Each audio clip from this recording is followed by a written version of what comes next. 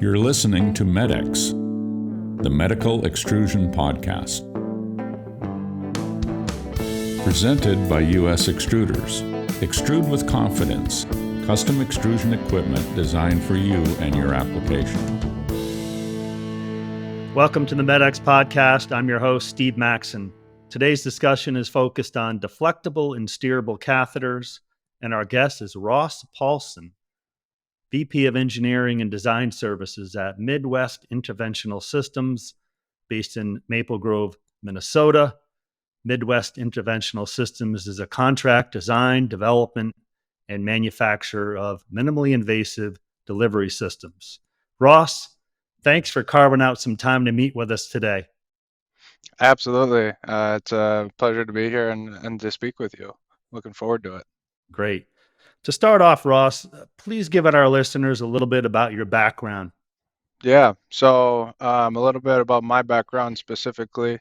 I'm a biomedical engineer by degree and training. My focus has been exclusively within primarily the interventional medical device space, focused on the contract design development side. So kind of cut my teeth as an engineer, focusing on complex shaft design delivery systems, bringing them through early concept ideation through feasibility, then kind of moved into engineering management and leadership roles, and brought that to MIS kind of back in 2019 when I came with the company.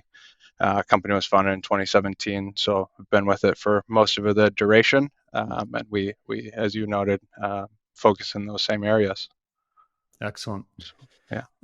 So we're going to talk about deflectable and steerable catheters. And as you know, deflectable and steerables are used in a wide range of therapies. But for the purposes of our discussion, let's focus on modern cardiovascular interventions that require transeptal access to the left side of the heart.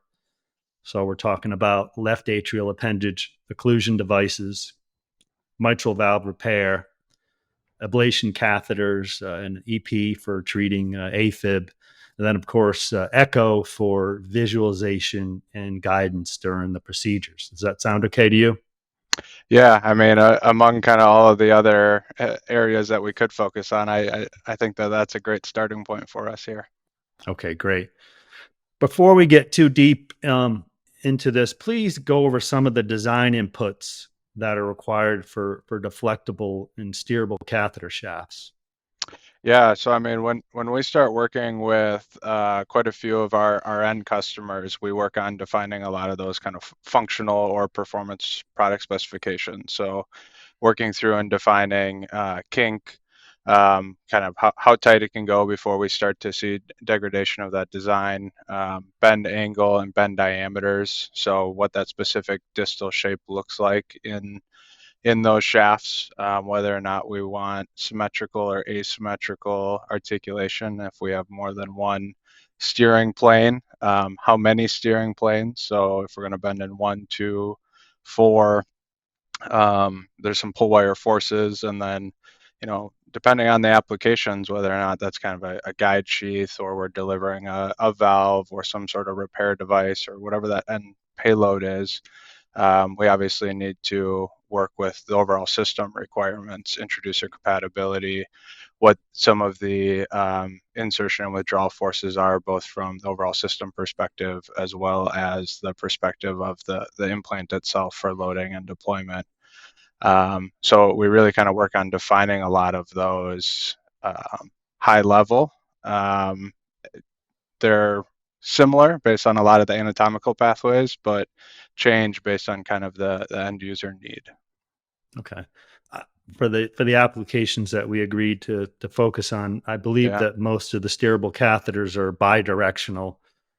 When would you see a 4-way deflectable steerable catheter?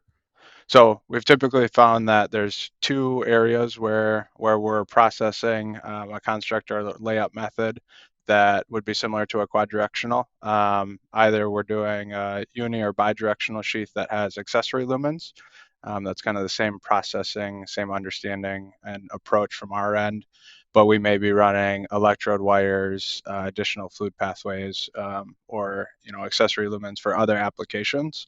or we're building a true quad-directional where we really need to have very fine positional control, or we're working with a more complex AI or robotic-driven system that's delivering like AI-guided ablation or something along those lines where that fine control is really necessary.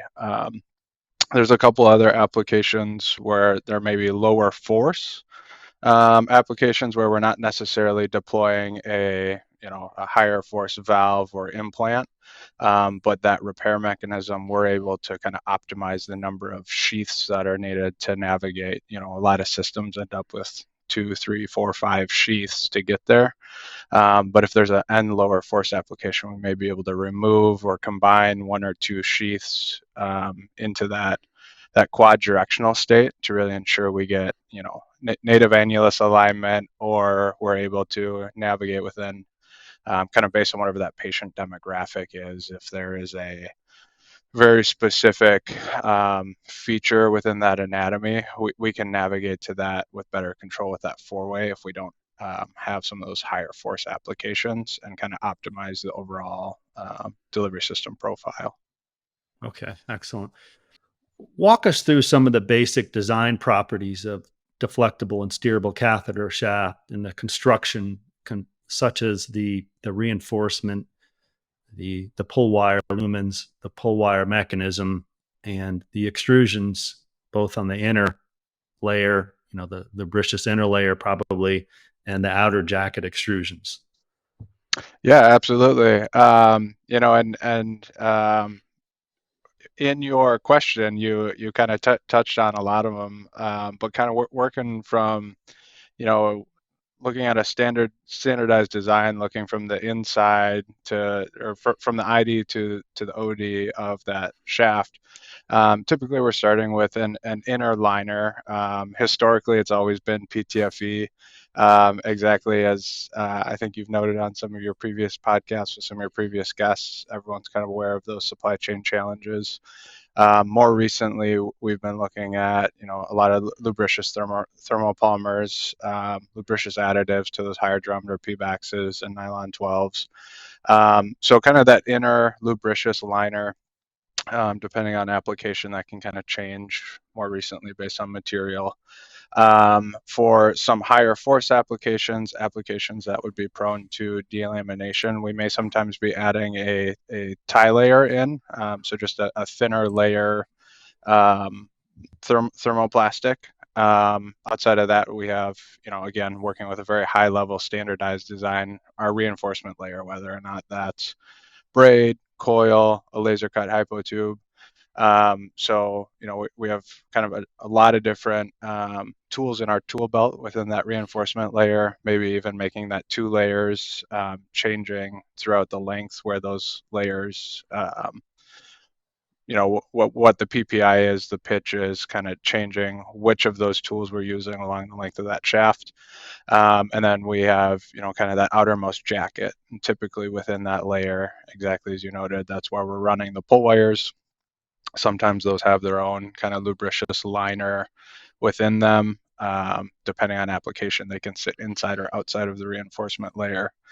But we're running some of those accessory lumens that I noted before. If we have any mapping capabilities or active energy delivery, so those wires would be running through some of those accessory lumens. Our reinforcement ring or a pull wire ring that our pull wires are connected to would sit kind of right there. Again, that can either be in the reinforcement layer or right on top of, depending on application. Any RO markers, so that we're making sure that all that's being shown under fluoro and we have good positioning during the procedures. And then that outer jacket is a standard thermopolymer. Typically, we're getting into more additives as we kind of push some of the design spaces, but I would say with a lot of our shafts, we have 2 to 3 different outer jackets there based on the length to get different performance characteristics. So that's all kind of a very high level standard overview of a lot of the same layers that we're always looking at every time we're designing, and we're challenging some of those design inputs that have been provided and verifying what those end performance characteristics are. You mentioned a lot about accessory lumens and the Mm-hmm. different functionality of those lumens for fluids, wires, pull wires, whatever it might be. Mm-hmm. For a four-way or just in general for steerables, are you seeing more lumens in the multi-lumen extrusions beyond 3 or 4 for these type of applications? Not a lot that are beyond 3 or 4. I would say we used to see quite a lot that were just like one, just a unidirectional steerable.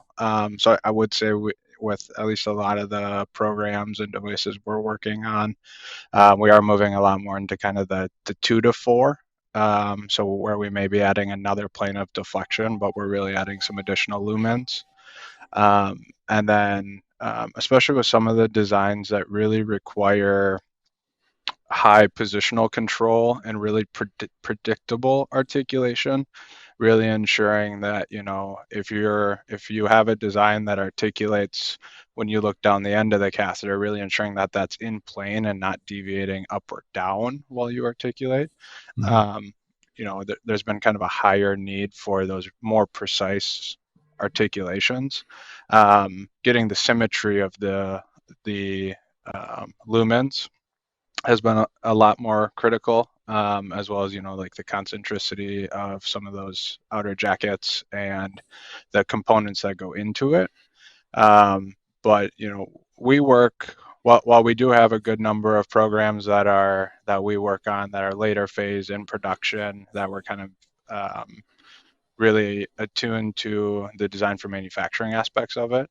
We also work very early stage with a lot of customers that they may not fully know for the first iterations kind of what the exact number of lumens is. So I would also say it's not super atypical for a customer to add a lumen for initial feasibility to get to that first animal study and then kind of reduce from there. Okay. You mentioned deployment forces and accurate precisional control.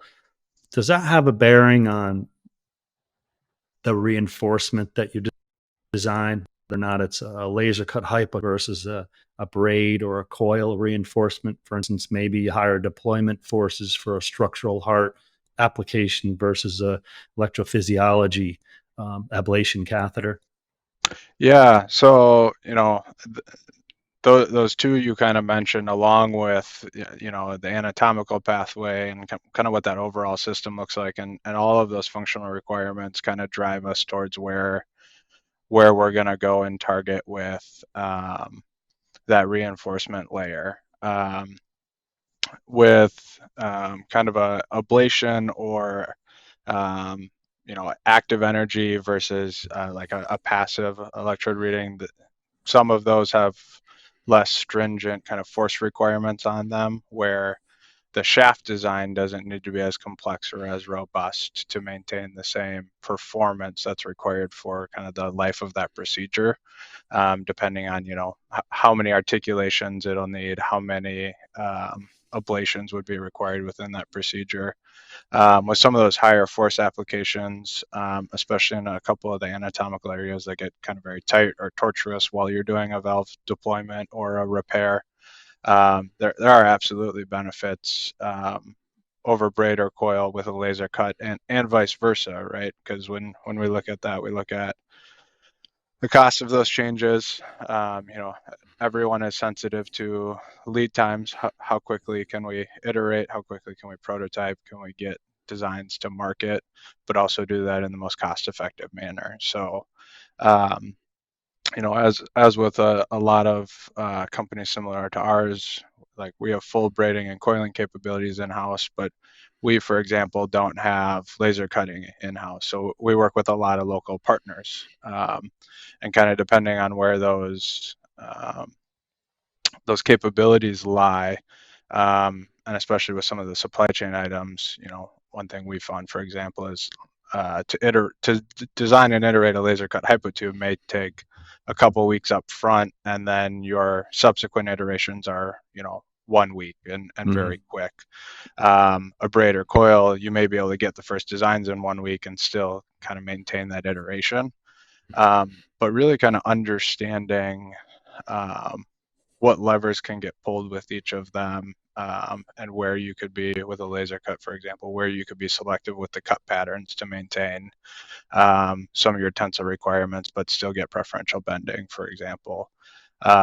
We really kind of look at all of those, and especially for some of the more complex designs, if you're trying to optimize the number of shafts within a delivery system, I wouldn't say it'd be atypical to leverage both reinforcements kind of preferentially to optimize both performance as well as end cost. Okay. When you work with a partner on a laser cut hypotube for a particular application, are you involved in the design input for the cut pattern, or do you rely solely on them, your partner, to develop that cut pattern? Yeah, that's a great question. So our company primarily works with that partner and kind of leverages a lot of their expertise, their laser capabilities, and really understands how it's going to work with the overall system, right? Here's the end requirements of this shaft. It needs to meet this kink, this force requirement, this bend angle, and this bend diameter, and kind of providing those inputs and understanding, not just the component has to do that, but the end shaft. Once we add our lubricious liner, once we pair it up, if there's any proximal or distal reinforcement elsewhere, once we add the outer jacket, really understanding that performance. One of the benefits that we do have as a company is we have a lot of the staff on hand, or a couple of our staff have that experience to provide a starting point, but especially with a couple of the partners that we have, we leverage very heavily the experience that they have designing similar devices. Kind of one area we focus, and I think this is something you and I were speaking about offline, is we're really kind of a catheter company. We focus on the catheter that's getting to market, the complex delivery system, the reinforced shaft, and really focusing on that design and really understanding what it needs to do procedurally, translating those into the design puts, and then speccing all of the components. We offer some component capabilities in-house, such as extrusion and balloons, but those are really a function of needs out of the control that we needed to develop and produce some of those catheters. So, while we have personnel that have experience designing laser cut tubes, we really leverage those partners that are able to kind of design, develop the recipes and run them on the machines, and then make sure that they're getting integrated appropriately and achieving that end performance requirement. Okay, excellent. Yeah. Let's talk a little bit about the handle on the proximal end of the steerable catheter that's used to control the tip. What can you share about the control handle design and the mechanism for actuating the pull wires to control the catheter tip? Yeah, from a mechanism perspective, I would say there's kind of two primarily that we work with, right? Kind of that standard lead screw design where you're taking kind of a rotational motion within the handle and translating that to linear motion, or more of a standard kind of rotary mechanism, or like a bell shaped or heart shape, where your pull wires are attaching to the rotary element directly, and then that's actually being rotated within the handle. So with those two kind of overall platforms, what we tend to do, as we engage very early, right? There's a lot of desire to be able to iterate a shaft, put it into a fixture or handle quickly, and articulate and test and make sure it's working. Ourselves and I know quite a few others have developed kind of those benchtop models to be able to just kind of put that in a plate fixture to articulate quickly. With a lot of the handles that we work with, we'll start with, whether or not it's the rotary or the lead screw mechanism, we start with those through kind of like a set screw or temporary fixturing attachment to allow you to keep reusing the same handle, iterate quickly.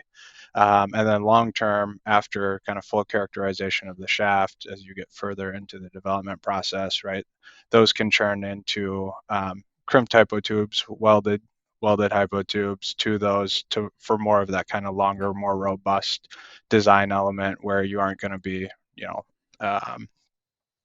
unassembling the handle and needing to iterate from that perspective. And then, kind of whether or not we work with a rotary element or a lead screw mechanism is highly dependent on the customer's needs, right? We've mentioned kind of those accessory lumens. Are we routing electrodes through? Does the design have another tube that runs through the ID that needs like linear actuation for deployment and retrieval?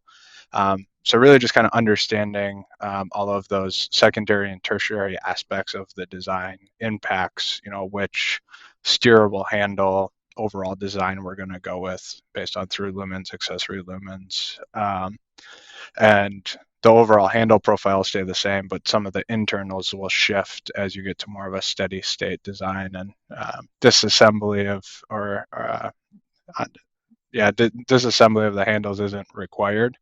One of the things that we've done, and as well as quite a few others, is we have kind of an off-the-shelf 3D printed handle that we don't offer by itself, but if we're developing a custom handle for someone, if we develop a custom shaft for someone, whether or not it's unidirectional, bidirectional, quaddirectional, if they haven't developed their long-term custom handle yet, this is an option to be able to kind of add it on, get full functionality of at least the steering and articulation capabilities, depending on what some of those other accessory items are, and get into an animal, or get to an investor, or, a marketing sample, right?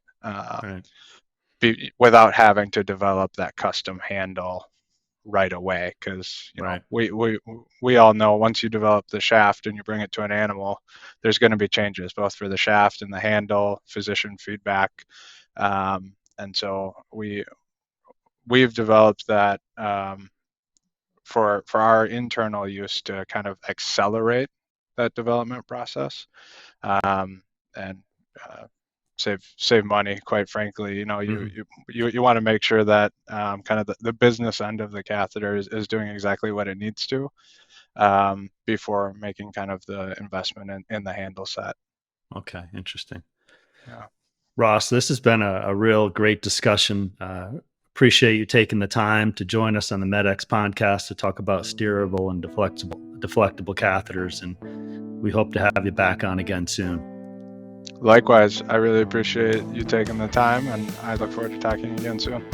All right, thanks. Thank you for listening to MedX, the Medical Extrusion Podcast, presented by US Extruders. Please subscribe to make sure you're getting the latest episodes. All links are available in the show notes.